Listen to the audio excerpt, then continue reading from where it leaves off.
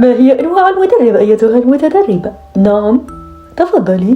3 أنواع: المدرب التقليدي، والمدرب الميسر، والمدرب المجدد. وهذا النوع الأخير هو قدوتنا، وهو المدرب الذي يجب أن نقتدي به. أحسنتِ. وما هي المراحل أو السلم الذي يصعد عليه المدرب؟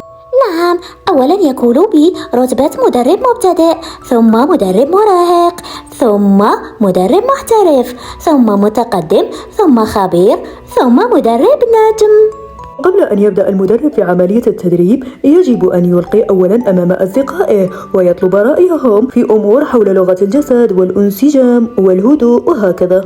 والآن نمر إلى أنواع المتدربين. ذكريني بها أيتها المتدربة النشيطة. نعم، هناك متدرب مشاغب وإيجابي ومدعي للمعرفة، ثرثار، خجول، كسول، مغرور، غير متعاون، متصيد الأخطاء، وأخيرا المتدرب خشن المعاملة. سؤال آخر: ما هي حركات المدرب داخل القاعة؟ نعم، هناك حركة الأسد في قفصه، حركة النعامة، حركة البهلوان، الطائر المرفرف، قاطع اللحم، حركة المائل، حركة الملفوف، وأخيرا حركة الكنغر. جيد. وما هي سلبيات المدرب؟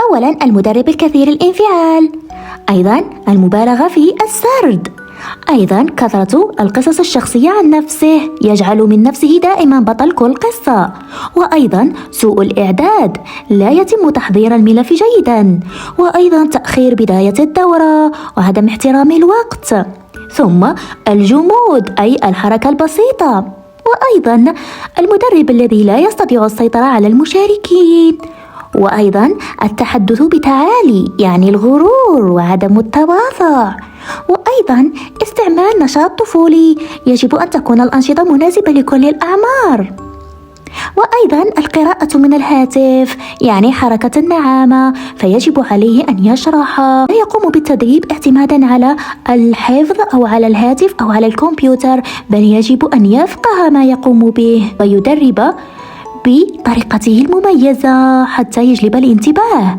وأيضا وأخيرا عدم إنهاء الدورة في الوقت المحدد، يجب أن يكون المدرب ملتزم. وهذه هي. شكرا لكم جميعا، أحسنتم. أنتن حقا متدربات نشيطات جدا. أتمنى لكم التوفيق في مشواركم التدريبي.